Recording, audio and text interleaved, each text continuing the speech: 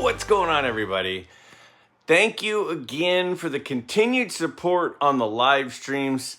I've said this before, I'll continue to say it. As long as you all show up and continue to show up, I will continue to pump those out. Now, I do put a lot of work into my streams to try to make them especially fun. I try to do a little preview video, try to do some graphics and stuff during them. They're a lot of work, but they're a lot of fun. I really enjoy putting all of that together. But if you all keep showing up like you have in the first 6, I will absolutely continue to do them. And I'm excited because I've already put some feelers out for my July live stream. And I'm very excited for what that one is going to look like too. Before we get into the questions today, which by the way, there are some really good questions in this episode.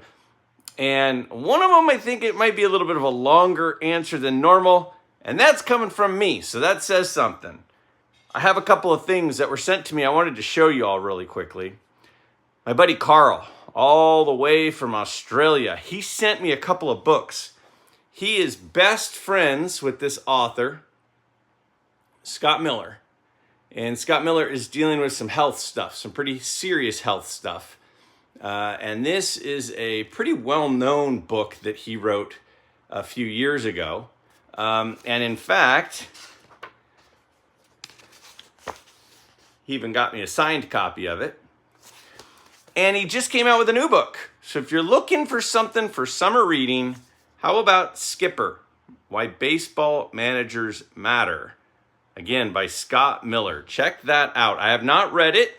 Just came in the mail the other day, but I am looking forward to checking that out. The strategy of baseball and the during game moves and decisions and chess matches that are happening, that always have happened, I've always found interesting. So I'm excited to see what that's all about. Now, also on a recent episode, I talked about how I like ticket stubs. And I don't talk about them a lot because I know they're kind of a niche thing, but I just was like, I love collecting ticket stubs.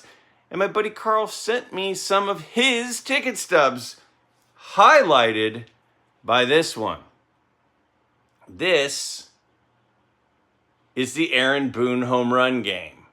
Now, my Yankee fan friends know exactly what I'm talking about with this.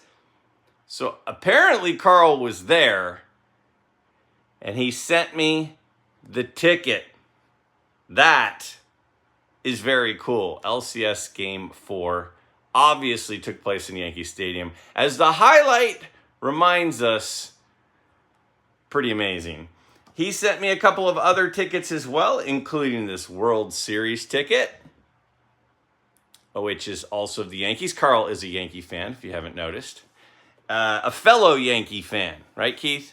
And then also, he sent me this cricket ticket. Now, look at that. I made a rhyme, and I didn't even mean it.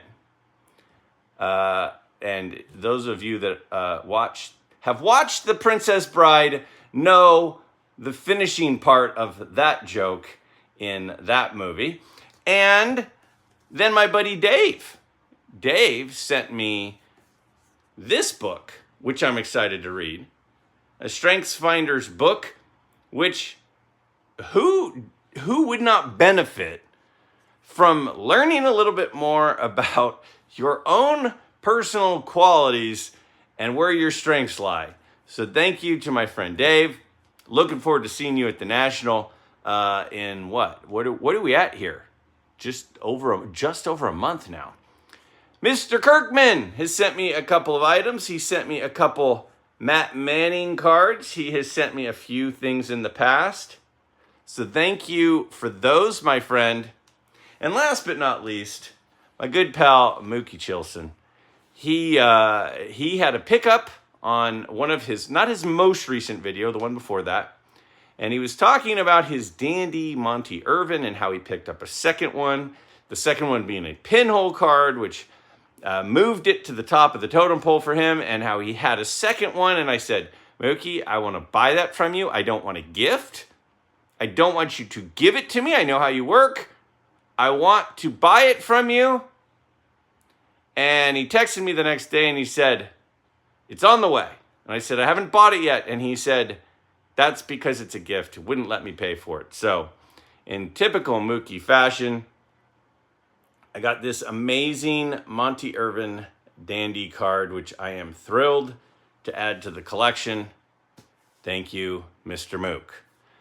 Let's take a look at the first question this week right here. Greg, I watched this earlier and had to go back to comment because I wanted to make sure my words were intentional here. Great questions this week. Regarding YouTube snobs, I'm sure there are some out there, but I don't feel that way at all. Every YouTuber in the vintage card community I've connected with has been even more inviting and engaging to me than I could have ever imagined, yourself included. My take-home lesson for this video was the constant reminder to continue to kill them with kindness and try to walk away with as much humility as I can making videos. My question for you next week is, with you being so engaged in the hobby, making excellent videos and live streams, how have you balanced great engagement in the hobby with being excellent in all other areas of life as a teacher, dad, husband, etc.? From the outside, it looks like you are crushing it in many areas of life. I'd love to hear how you balance everything. All right. I don't know where I'm going to go with this one. I read the question, I picked the question, I pulled the question, then I read it out for the audio, and I'm not sure where this is going to go. So we will see. Now, first of all, some of you are going to say, well, what does that have to do with cards? Oh, I think it has a lot to do with cards. I think that this question is a great question. And I think that this question is a question that says a lot about everything. So stay with me as I kind of move through my thoughts on this particular topic. To answer the question, I would say life is really a series of choices that demonstrate one's priorities. Everything that somebody does, they're making a choice. We have opportunity cost. If we do this, we can't do this. So where are we using our resources? Everything is a choice, and everything is a series of priorities. And to me, the most important thing is always to make sure your priorities are in order. Sometimes we might start to chase something, and it's out of line with our priorities. And then we need to recenter ourselves and reset our priorities. Now, this can be true of card collecting. I get distracted by new shiny objects. Not necessarily shiny, they're usually dull, sometimes even black and white. But new things are presented in front of me, and I go, I want that. And then I start heading that direction. And then I say, I want that. And I head a different direction. And then I take a step back. I go, why did I go over there? Why did I do that? Because I just went in a different direction from what I really wanted to do. That is something that I think we all have to take a minute to take a step back from and say, before I make this purchase, is this in line with my priorities? Not overspending, not spending money we don't have. Would I actually rather have this, or would I rather have this? Would I rather buy these 5 things, or would I rather buy those 5 things? These things are in front of me, but are they really my priority? Do I just need to stay patient? Is scratching the itch now more important than waiting and the payoff that will come if I'm patient? I fully realize I haven't even started to answer the question. Well, I kind of have. I kind of have started to answer the question. But it's really a matter of priorities. Now, I have been to, I would say, 99% of Lucy's soccer games. I went to I think 100% of Molly's golf matches and tournaments when Molly was a competitive golfer. My priorities are my family. That is my top priority. So if my channel needs to suffer because I put my family first, my channel will suffer. I've had a few people say recently in comments, why haven't you been at any card shows recently, Greg? How come you haven't done a card show video in a while, Greg? The answer is because my weekends have been filled with family things like Lucy's graduation party, a bunch of Lucy's games, doing things with different family members. And that is the priority. And if I have to miss the local card show in order to make sure that my priorities are in check, I will absolutely miss the local card show. It's just a local card show. So the start of my answer to your question, and yes, I'm just getting started, is you need to set your priorities, and you need to use your priorities sort of like a lighthouse. You know, when a boat is coming into harbor, the boat has to continue to look up at the lighthouse and go, am I actually focused on the right thing, or am I starting to stray off path? I think I might be starting to stray off path. Where's the lighthouse? And at times, whether it be our collecting or our life or our hobbies or how we use our time, we tend to stray off path. And I would encourage all of us to self-check frequently to make sure that we're focused on what is actually our top priority. For me, it's my family. If I had to step away from this channel tomorrow and I could not participate again because of something with my family, I would do that, okay? Now, that said, there's been a lot of noise in the hobby over the last couple of weeks. For a long time, the YouTube community was really good about staying focused on the hobby, the actual card collecting. And what I've noticed over the last few weeks is there's been more and more content within our little subdivision of the card community that the content is revolving around the card community instead of the hobby itself. You know, people have decided to step away from their channel for a while. My buddy Brent, I applaud you for ensuring that your priorities are in order. Now, Brent gave a whole litany of reasons why he was going to hit pause on his channel for a while. And I do believe Brent will be back. In fact, I know for a fact that Brent is not going to, Brent will definitely be behind the camera in the future. I know that for a fact. I applaud Brent for that. Now, he gave a whole litany of reasons as to why he was going to step aside. And some of it, a lot of people jumped on one item that he mentioned or another item that he mentioned. But I know Brent. Brent's my friend. Brent is making a very mature decision in his decision to hit pause on his channel for a while. Now, I've heard other people talk about in recent videos, you know, how other people do their videos.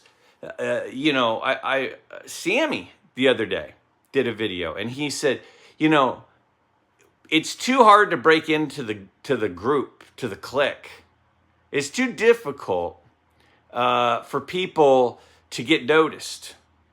And it's discouraging people. And so people are not sticking with it, or people are not feeling welcome. So we need to reach out to those people more.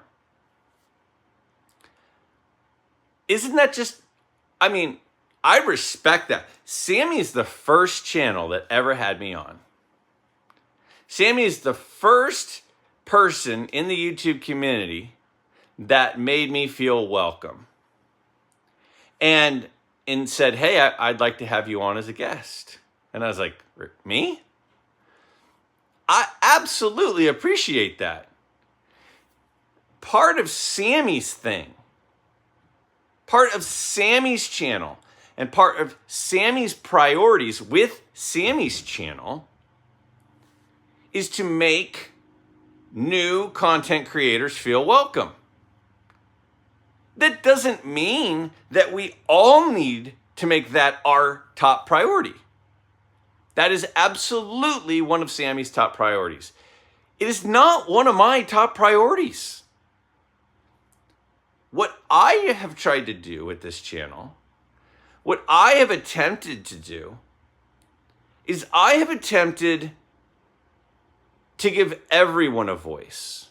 See, there are a lot of people, not just in the States, but there are people in Europe that I've communicated with, Hong Kong, Australia, Canada, Mexico, a variety of continents. I think I just listed 4 of them. I don't know, I probably miscounted. A variety of continents are participants in this channel. Notice, I didn't say viewers. I didn't say subscribers. Participants. So a priority for me with this channel is not run out and, oh, someone's got a new channel. I've got to share them out. I've got to have them on the channel. I've got to welcome them into the fold. What I have said as a priority for me is to give all of you, a voice. All of you can ask a question and have it become a topic of conversation like this video is today. All of you can give your opinion on a topic that I throw out on a Monday video. And I'll have people leave comments that I agree with, that I disagree with, that I like, that I don't like, and I share them. All of you, not some of you, every single person who each month adds a card to their collection and they want to share it, they can submit it to me, which, by the way, the deadline is this Sunday for this month, and I will feature it on my channel. See, a priority for me is not to give a voice and recognition to other YouTubers. It's not to give a voice and recognition to dealers or card shop owners or company head executives. I do a little bit of that. My priority is to make you the priority. Midlife Nation is a place, it's you. It's all of you. All of you are this channel. That's my top priority for the channel. So I love how Sammy says, there's a new guy making videos. Let's have him on Cardboard and Cold Ones. That is fantastic. That is absolutely fantastic that he does that. And that's a high priority on his channel. Brent said, you know, I like making videos, but I don't make videos for me. I make videos for the community. And you know what, guys? I got some stuff kind of going on right now. I got some like real life stuff going on. So I think since, you know, my channel isn't absolutely knocking down barriers and there's lines around the block to view my stuff, I'm going to put this on hold because these other things are a higher priority. I'm going to put them where they belong as the top priority because I'm making the videos for you all. And if I was getting 50,000 views every video, it would be hard for me to just walk away and hit pause for a while and then go over here to this other channel or this other priority.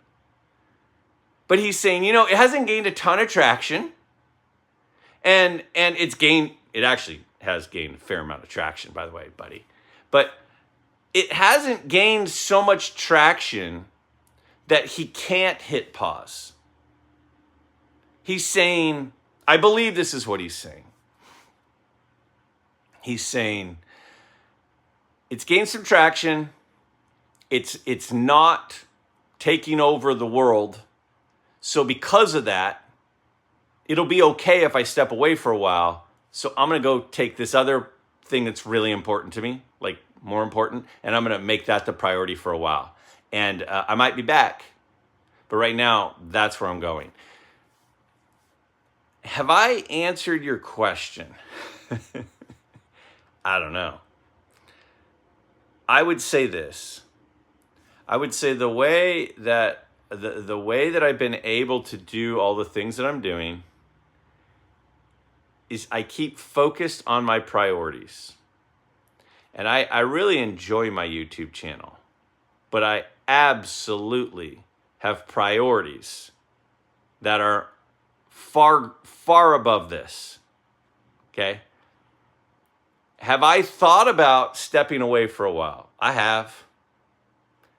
Will I step away for a while? I think at some point, everyone has to take some breaks. I haven't taken a break since I started. Since my first video, this is kind of actually crazy as I'm saying this out loud, I'm realizing it. Since my first video, which was 32 or 33 months ago, I've had at least 3 videos every week for 32 straight months. That's, I don't know, quick math, 140-ish, 135-ish weeks in a row. I've had 3 or more videos every week since my first video posted. That's borderline unsustainable. Now, I don't have a team of people. Actually, you know what? I need to give credit to the whole team. So I'll put them all on this. I'll put the whole MidLife team on the screen right now. Okay, there we are. We're all there for a group shot. Wait, am I still talking about this? I am still talking about this. Put your priorities first. Top priority, top. Second priority, second. Third priority, third. Stay prioritized. And second, the only way I'm able to still be as consistent as I am is, number 1, time management. I'm very, very good at budgeting my time. I'm very, very good at finding windows of time when I'm able to make certain things work. I'll have 45 minutes later today. That'll be a good opportunity for me to edit the video. And then while I'm going on a walk with Megan, like I did this morning, I can have the video loading. And then after I make lunch, before I do some yard work, I'll make my thumbnail. Keep your priorities in check. Use good time management. And honestly, the positivity from all of you, all of MidLife Nation's positivity for me is the reason that I continue to have my nose to the ground and my tail in the air. And I continue to grind away. And I'm not going to be able to make 3 videos a week every week indefinitely. It's not possible. Okay? So forgive me now when that happens.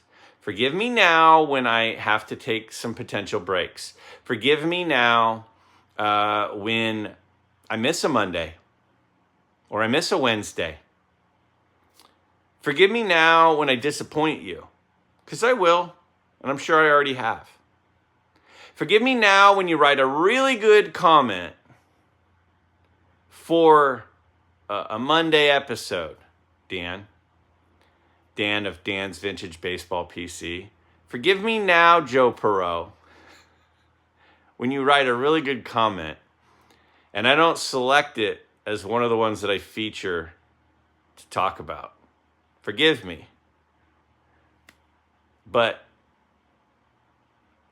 I will say, as a wrap to the longest response in the history of Q&A Wednesdays, which have been going for over 100 consecutive weeks, by the way. Forgive me now. Question: is it better to use a Sharpie or a ballpoint pen on a baseball card that you want autographed? So let me turn this around at you. What's better, blondes, brunettes, or redheads? Well, for me, it's all of the above. I like both options. I like Sharpie. I like ballpoint pen. Sometimes there's not a bad answer, but ultimately it comes down to personal preference. So what I might like better is not necessarily what's best. It's not necessarily what will be worth more. It's not necessarily what's more valuable, but it's about what I like. So you're asking me what's better, so I will give you my quick take on what I think is better. For me, when you have a vintage card, if you have let's just take a 48 Bowman Yogi Berra. This is a card that was printed well before Sharpies existed, right?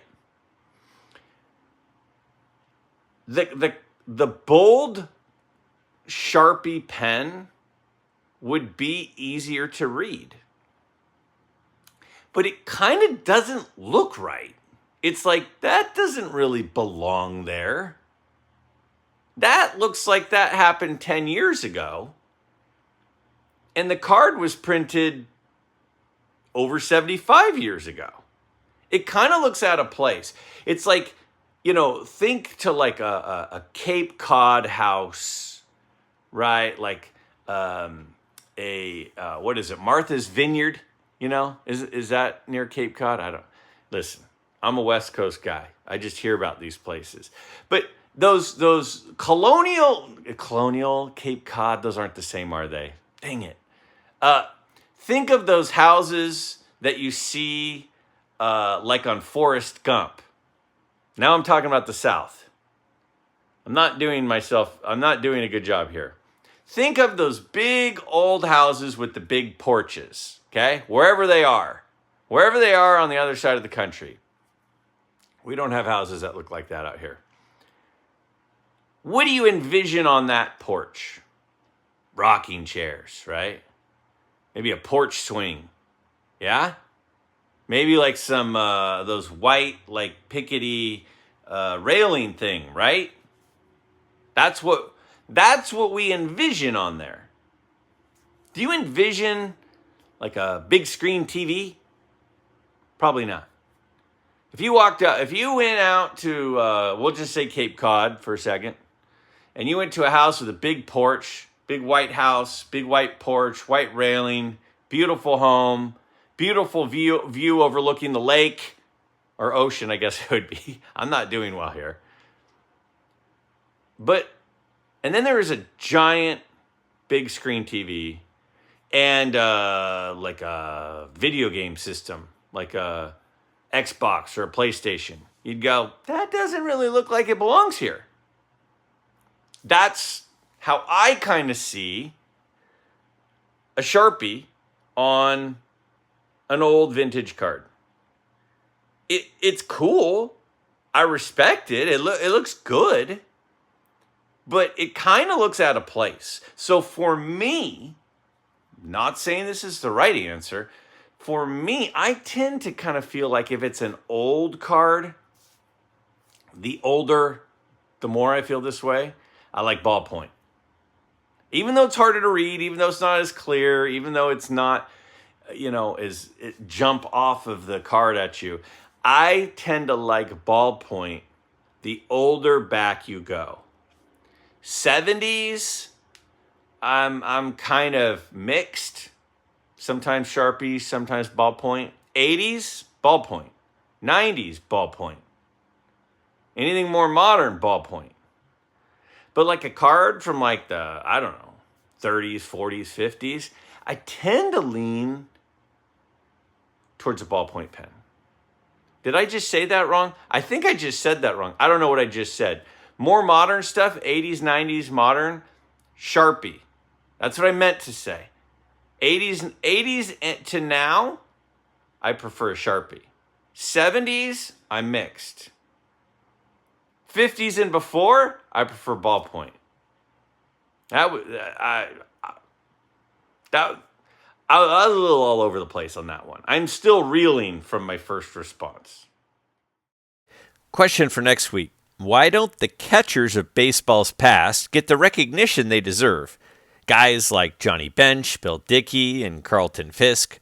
I hear a lot about Mantle and others, but not the catchers who do the grunt work. What is your take on this? This is a great question. There is absolutely no doubt about it that catchers are overlooked in the hobby.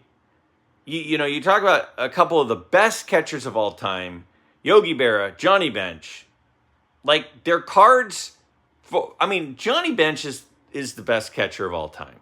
You're welcome, Chris from Missouri. Send the check, care of Greg. He's the best catcher of all time.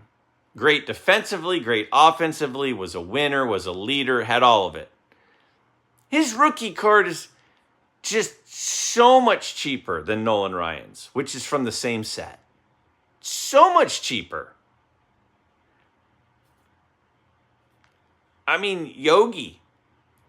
Yogi was larger than life. Yogi is like a social, he's like a part of pop culture. And he has 2 handfuls of rings, multiple MVPs, a winner. His cards are very affordable. And I don't know why either. I made a whole video on it, and I could have dug up the video, but it would have taken me forever to find it. I did it a while ago, between a year and a half, 2 years ago, probably. I think it's because, it's not just that it's the sport. Think about, I look at a catcher as sort of like the guy who's kind of running the show on the field. He's sort of like, he's sort of like calling the shots. He's making a lot of the decisions as to what's going on a baseball diamond.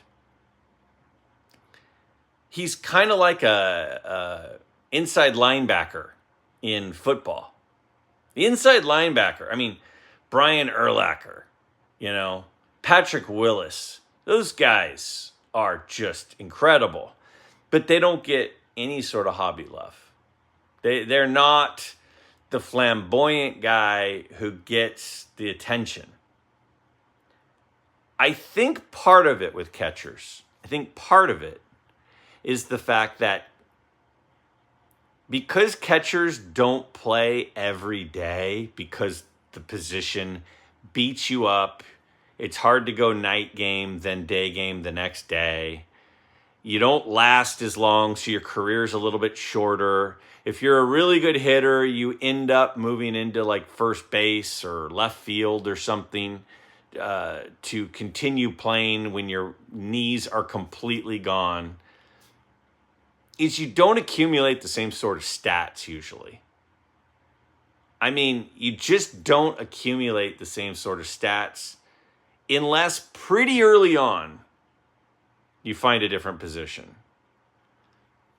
Because you're not playing, 5 or 6 games a week. You're playing more like 4.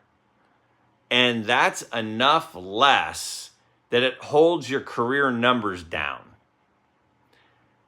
The catchers that were leaders, like a Thurman Munson, it almost feels like it shows that people don't really understand baseball and what catchers actually do in baseball.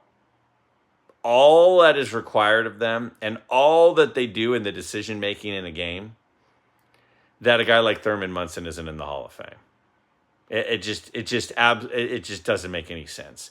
They're overlooked, they're underappreciated, and they are a vital asset to any good team.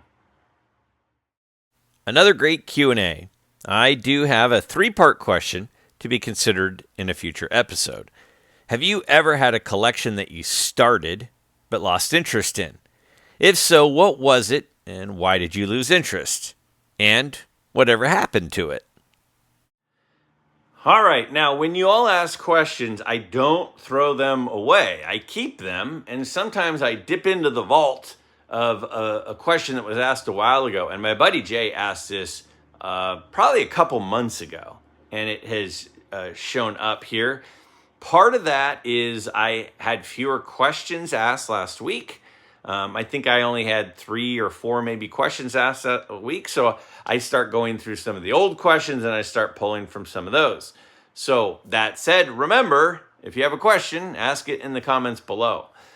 To answer your question though, you know, it's definitely, I think that doesn't just about everybody at times their attention gets affected and they start going in a different direction, and then you kind of forget about this thing that you were working on over here, and then you go, why was I doing that? And then you move in a different way. So I think that this is very common.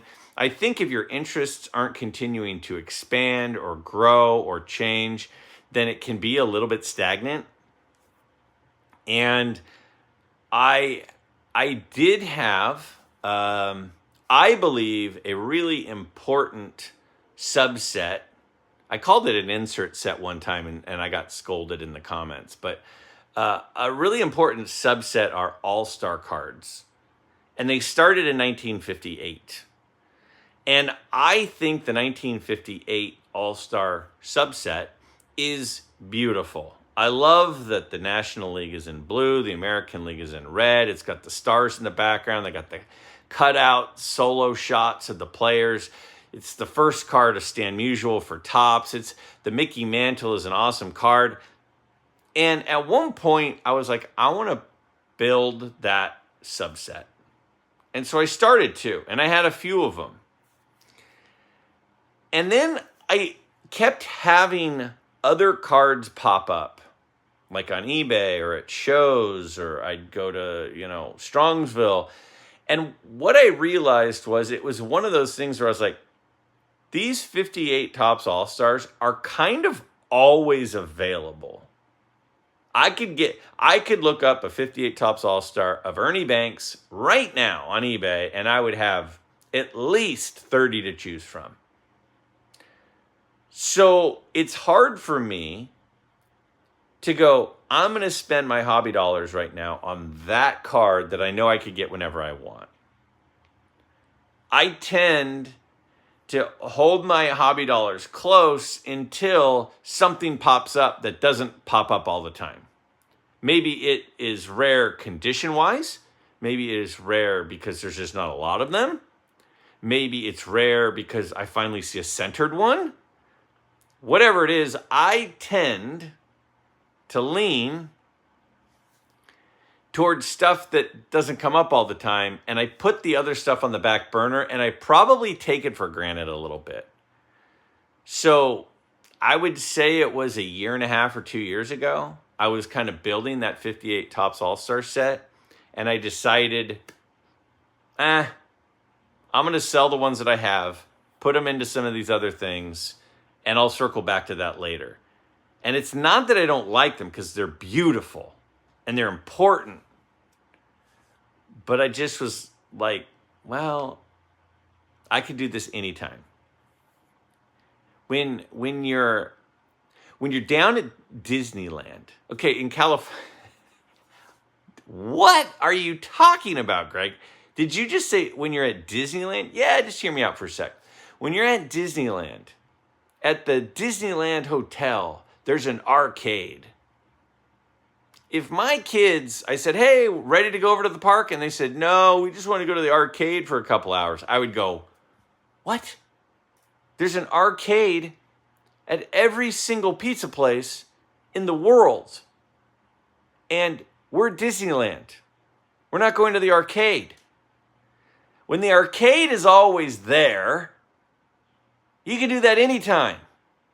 But when you've traveled all the way to Disneyland, you should spend your time at Disneyland because you don't have those opportunities as much.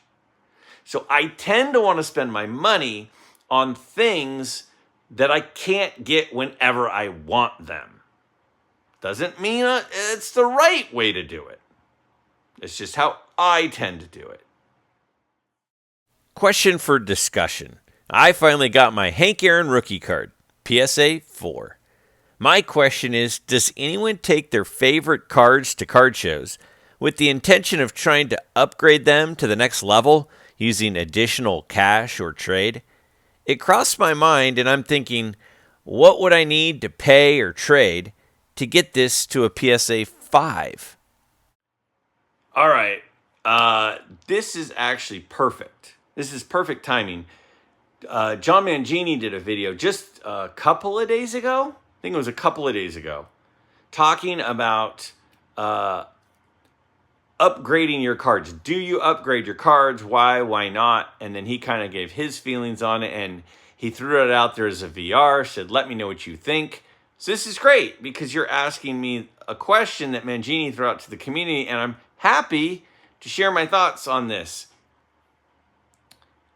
I don't have a problem if some people want to just get in the game, get a card, and then over time move up to a better one. I don't have any problem with that. That's not generally what I do. Generally, what I do is I try to be patient and get the right one at the beginning and then not have much of a reason to change it.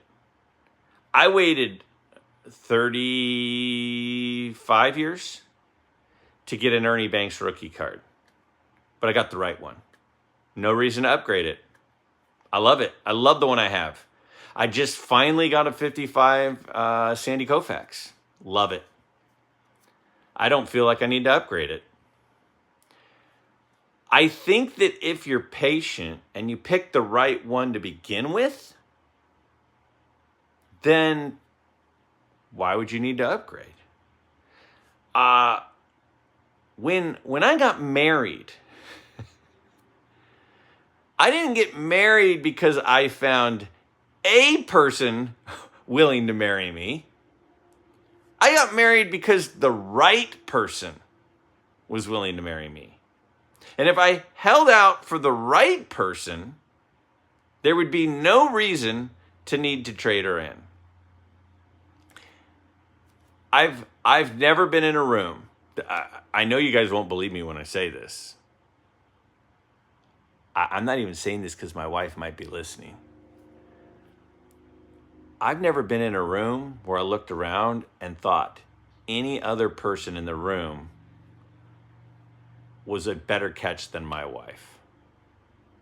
She's the best catch of every room I've ever walked into since I met her. And that's a true story. Why would I need to trade her in? I got the best catch. I got the best option. So I am so content. So there's two ways to look at it. Should you trade up? Well, maybe. If you're going to have more joy with that other one than this one, then knock yourself out. Trade up. I don't care. Do I trade up? No. What I try to do is vet things very carefully when I buy them so that I don't ever feel like I need to trade up. So instead of trading up, I wait and I'm patient to get into the card at all. Doesn't mean that's the right way to do it. Have I ever wanted to trade up a card? Yes, there have been some times where I acquired some cards in my collection, especially when you buy something like on eBay, where you get a picture of it. You get a two-dimensional picture of a three-dimensional object, and it shows up, and you go, it's not quite what I thought it should be.